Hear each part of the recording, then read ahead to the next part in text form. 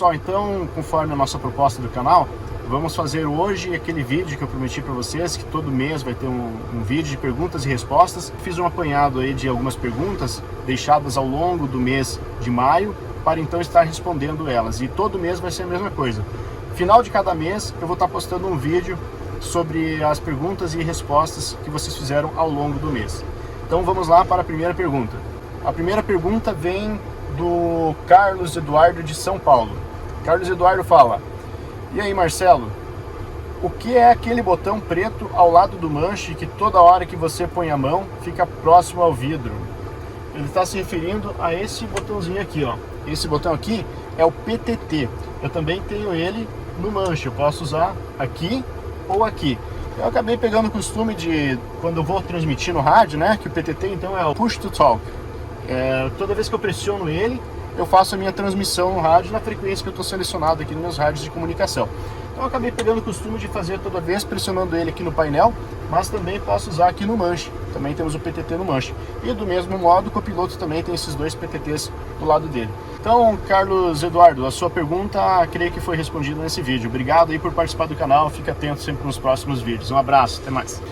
E agora também o Caliel Barreto, ele fez uma participação, ele teve a pergunta respondida no vídeo anterior, quando eu seleciono umas 2 ou 3 perguntas para estar respondendo sempre no próximo vídeo postado. Mas ele escreveu aqui que se eu pudesse mandar um abraço para a mãe dele, que ele escreveu o seguinte: Marcelo Trentini, caso o senhor responda a essa pergunta, que foi respondida já no vídeo anterior, se importa em mandar um abraço para minha mãe? O vídeo do senhor sobre a trajetória na aviação criou um exemplo a ser seguido e ela fica muito feliz. Obrigado. Então a mãe dele se chama Renata, mãe do Caliel Barreto. Então, Renata, um abraço aí. Obrigado por vocês curtirem o canal e estarem sempre participando. Nós temos também a participação aqui do José Rezende Paniago. O José Rezende escreveu: nossa, que legal, você passou por nossa cidade, Marcelo Trentini. Que Deus abençoe sempre a cidade de Jataí, em Goiás. José Rezende, eu queria até fazer um pedido de desculpas aí ao pessoal da aviação de Jataí, porque no vídeo que eu postei pousando em Jataí, eu e o Gustavo, durante o táxi para o pátio, nós nos questionamos a respeito da grande quantidade de hangares que tinha lá, e a gente achou que fosse aviação aerodesportiva.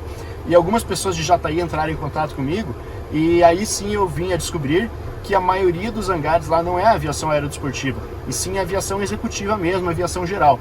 Jataí tem um grande número de aeronaves particulares, é uma cidade muito pujante, então não são aviões aerodesportivos. Então, pessoal de Jataí aí, me desculpe, parabéns pela aviação de vocês. Que bom seria se todo o Brasil fosse assim também. Valeu, pessoal, um abração e bons voos para vocês aí de Jataí, Goiás. Agora a pergunta do Murilo Alves. Murilo Alves pergunta: Marcelo, tenho uma pergunta para fazer, é sobre a operação de sua aeronave. Como foi que você adquiriu a habilidade de lidar com a sensibilidade dos pedais da aeronave? Ao operar aeronaves maiores, a sensibilidade do controle direcional da aeronave diminui, porque você pisa um pouco para corrigir e parece que já sai do eixo da pista. Murilo, é o seguinte, cada avião com certeza tem a sua sensibilidade nos pedais de forma diferente. Os aviões menores que eu voei eram mais sensíveis. À medida que eu pisava, parecia que o comando era maior. Então, aquela sensação de que qualquer pisada vai sair do eixo. À medida que eu fui aumentando os aviões, por exemplo, quando eu cheguei no King Air os pedais já são mais duros. Então, eles não são tão sensíveis. Você vai pisando, mas ao mesmo tempo, o Phenom também. O Phenom é um pedal um pouco mais duro. Ele não tem uma sensibilidade muito grande. Você pode atuar que a aeronave não vai ficar perdendo o eixo, mas à medida que os aviões também foram evoluindo, pelo menos os aviões que eu voei, o King Air e o Phenom, existe uma menor necessidade de uso dos pedais durante uma corrida de decolagem, por exemplo. Então, essa questão dos pedais, eu acho que ela é muito mais crítica nos aviões menores. Você vai ver que quando você for voando aviões maiores, vai ficar mais fácil adquirir. E a sensibilidade vem do dia a dia. À medida que você vai voando o avião, você vai adquirindo essa sensibilidade e a partir de um certo ponto você nem pensa mais no que você está fazendo, vira uma coisa muito automática. Tá bom? Obrigado pela pergunta. Gostaria agora de mandar um abraço especial para o Wesley Fernandes, de Rio Verde. O Wesley escreveu o seguinte: olá Marcelo, boa tarde, sou de Rio Verde, Goiás, fiquei muito feliz em saber que você decola daqui também. Todas as vezes que você decola, eu saio com minhas filhas para ver o Phenom 100 passando sobre o nosso apartamento. As duas gostam do avião assim como eu. Então, Wesley, muito obrigado aí pelo carinho. A gente opera bastante em Rio Verde, sim. Então, manda um abraço aí para as suas filhas também. Obrigado pelo carinho que vocês têm conosco e com o canal. Agora a pergunta vem do Paraguai. Nós temos espectadores no Paraguai, na Bolívia, em algumas lives também teve gente da Espanha participando. Então o canal está tendo uma abrangência muito legal também fora do Brasil. Essa pergunta vem do Anderson Kuntz. O Anderson é neto do meu padrinho, Eugênio Kuntz, e ele é paraguaio. Meu padrinho já mora há um bom tempo no Paraguai e o Anderson nasceu já lá, filho de mãe paraguaia, pai brasileiro. Então, Anderson, essa pergunta vai em especial aí para você. O Anderson pergunta, a pergunta seria, qual seria a velocidade máxima do Phenom e a altura? Excelentes pousos e ótimo vídeo. Anderson, a velocidade máxima do Phenom 100, por limites estruturais, até 28 mil pés, a gente é limitado a 275 nós de velocidade indicada. Então, aqui no nosso PFD, nós temos a linha de velocidade, né? Então, quando 275 nós indicados aqui é a nossa limitação até 28 mil pés. Acima de 28 mil pés, a gente é limitado a Mach 0.70. Isso significa 70% da velocidade do som naquele nível que a gente está passando, certo? Então a gente é limitado nesses fatores estruturais. A velocidade máxima, a velocidade normal de cruzeiro, vamos falar a velocidade normal de cruzeiro, aí a gente já fala de True Airspeed, que seria a velocidade aerodinâmica. A gente voa a 38 mil pés com 350 nós, 355, varia muito de acordo com o peso. Se voar em níveis um pouco mais baixos, como 32 mil pés, 33 mil pés, aí a gente consegue umas True Airspeeds aí de 370 até 380, varia muito em função da temperatura da atmosfera naquele dia, que vai, por consequência, afetar na densidade do ar.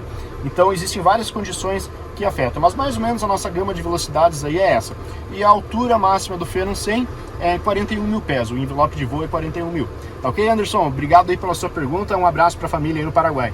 Agora respondendo a pergunta do Flávio Marcelo Cândido. O Flávio pergunta, Trentini, parabéns por seus vídeos e muito obrigado por compartilhá-los. Gostaria de perguntar o que você acha sobre pilotar o Phenom 100 ou 300 na condição single pilot. Na sua opinião é tranquilo? A carga de trabalho é razoável? Você já experimentou um voo nessas condições? Um abraço. Flávio, é o seguinte, eu já voei sim single pilot em algumas ocasiões onde o Gustavo não pôde estar comigo, então fiz alguns voos single pilot. Tanto o Phenom 100 quanto o Phenom 300, assim como outras aeronaves também, são homologadas single pilot porque elas reúnem, têm capacidade de efetuar os voos single pilot com segurança. Então, o fabricante, junto com a autoridade aeronáutica do país, homologa a aeronave single pilot porque ela tem condições suficientes de não gerar uma grande carga de trabalho, de modo que exija sempre 2 pilotos. Agora, a minha opinião, eu sempre acho que 2 é melhor que 1. Na minha opinião, eu sempre vou achar que voar entre 2 pilotos vai ser melhor, mas não que seja obrigatório ou que seja necessário. A carga de trabalho entre 2, obviamente, ela é compartilhada, então acaba reduzindo a carga de trabalho para os 2. Uma coisa é você chegar a single pilot, por exemplo, em Rondonópolis com tempo bom.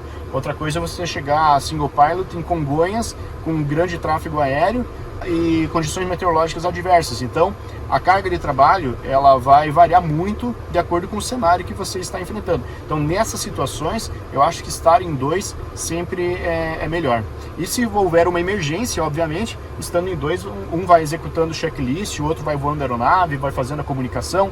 A divisão de tarefas é muito bacana. Mas são aeronaves que têm capacidade, e os pilotos também têm treinamento para isso, de voar single pilot sem problema algum. Tá ok? Obrigado pela pergunta. Agora vai a pergunta do Mexerica Voadora. Mexerica Voadora sempre presente no canal aí.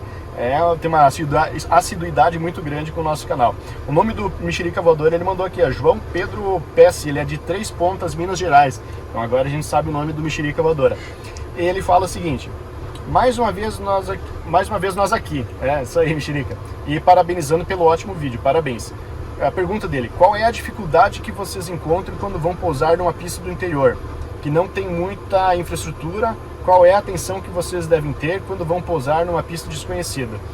Bom, quando a gente vai para uma pista que a gente não conhece, eu pelo menos procuro sempre contato com alguém daquela região, algum piloto que opere por lá, para saber de obstáculos, peculiaridades da pista, relevo, e busca essas informações também no Rotaer, em outros meios digitais aí que a gente tem de buscar todas essas informações. Mas é legal sempre perguntar para alguém que opera naquela região como que está a condição do asfalto, abastecimento, enfim.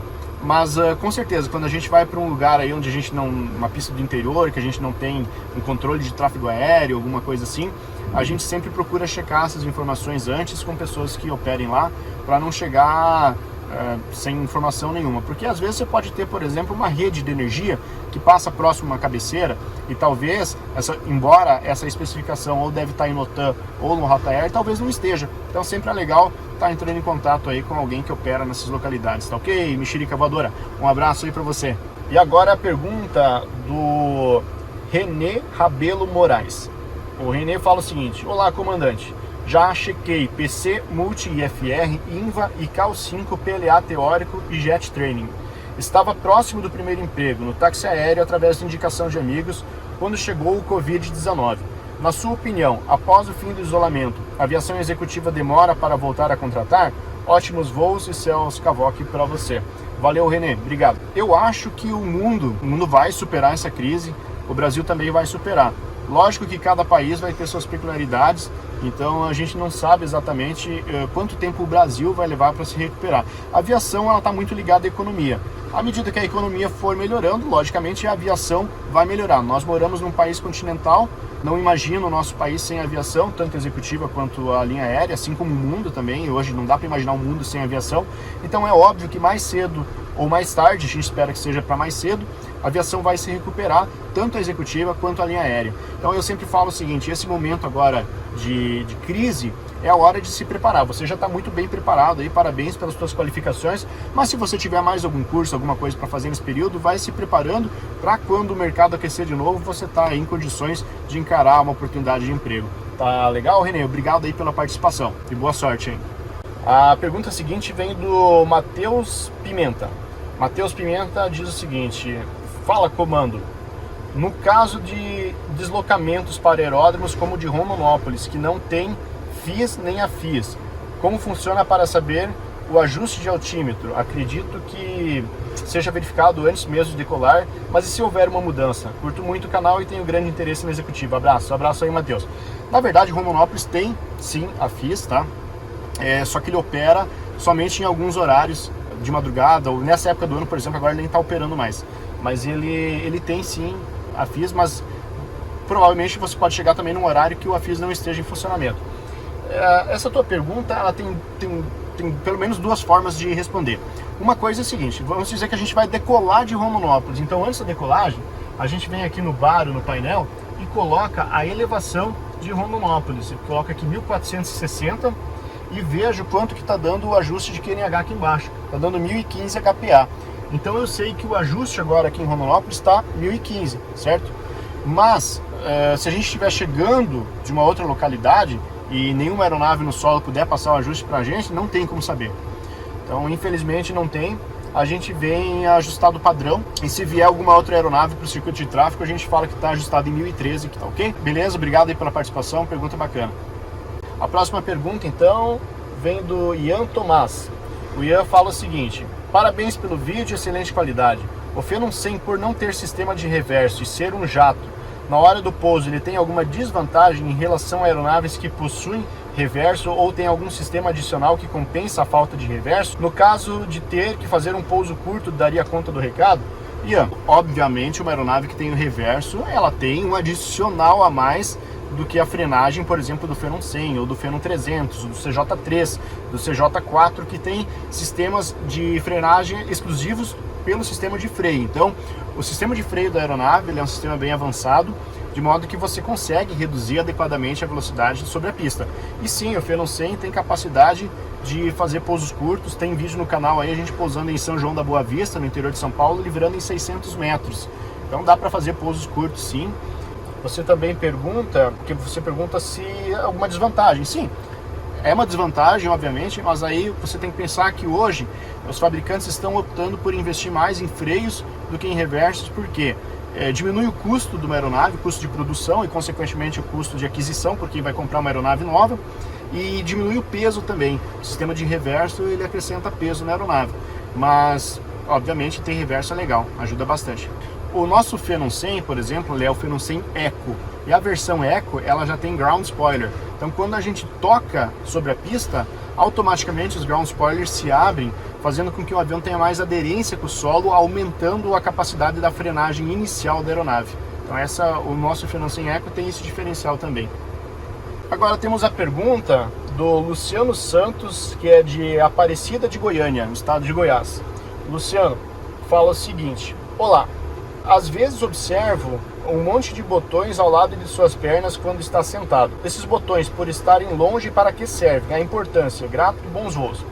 Luciano, esses botões que você se refere, na verdade, são circuit breakers. Os circuit breakers atuam como se fossem disjuntores fusíveis, tá? Como você tem um aparelho elétrico na tua casa, geralmente ele tem um fusível ou um circuit breaker, o disjuntor que você tem em casa, por exemplo, no teu quadro de energia de casa, é a mesma função do nosso painel de circuit breakers.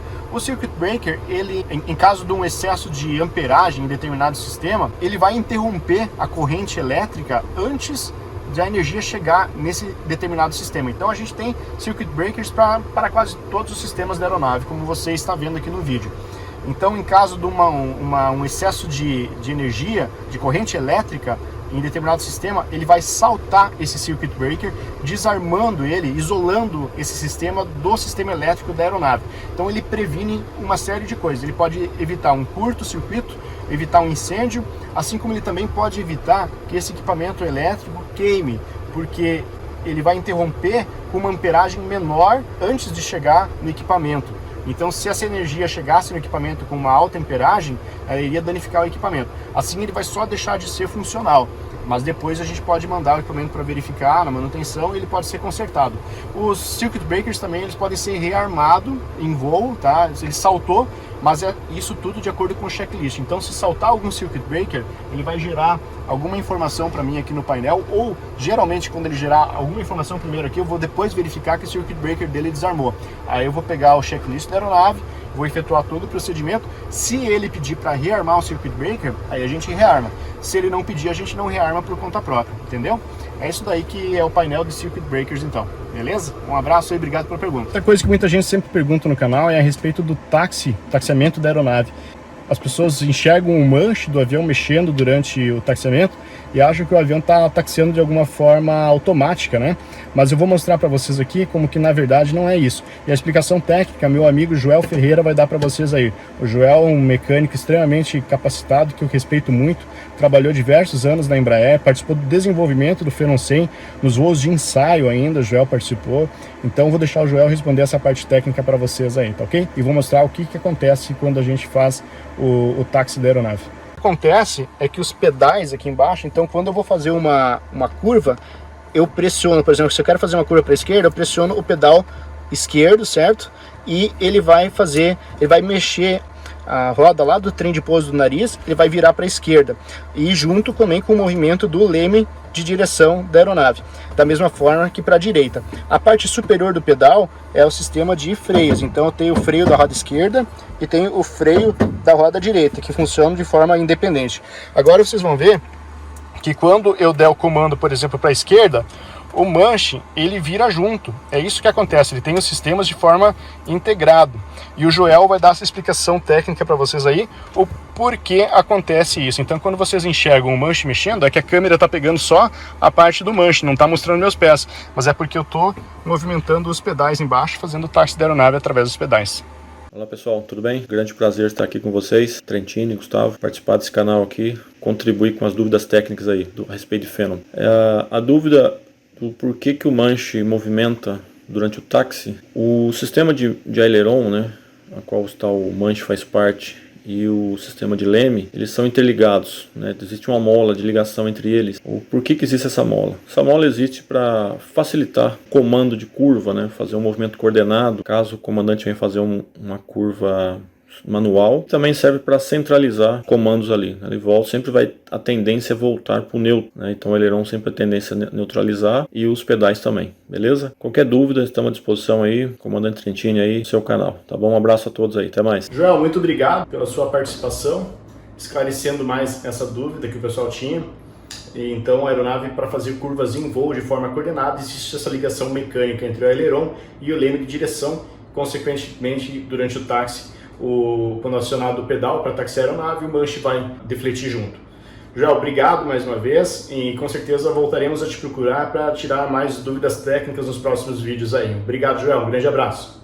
Pessoal, então esse foi o primeiro vídeo aí com perguntas e respostas.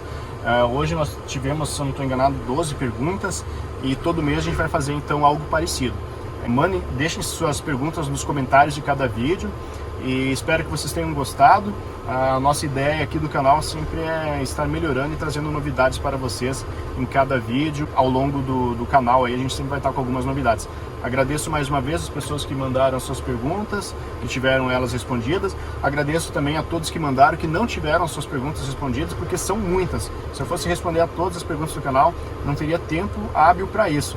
Continuem deixando seus questionamentos e na próxima aí vocês podem ter a oportunidade de ter as suas perguntas respondidas. Tá ok, pessoal? Obrigado mais uma vez, um abraço a todos e até o próximo vídeo. Muitas pessoas me perguntam aqui no canal qual que é o primeiro passo para a carreira de piloto de avião. O primeiro passo é fazer o curso teórico de piloto privado de avião. O canal Marcelo Trentini, em parceria com a EAD Aviação Civil, está trazendo essa oportunidade para vocês estarem fazendo o curso 100% online, no conforto de suas casas, dentro do tempo que for adequado para vocês. Acessem o link que está na descrição deste vídeo, conheçam o curso e façam a adesão ao mesmo e iniciem hoje. Deem o primeiro passo rumo à carreira de piloto de avião. Parceria entre o canal Marcelo Trentini e EAD Aviação Civil.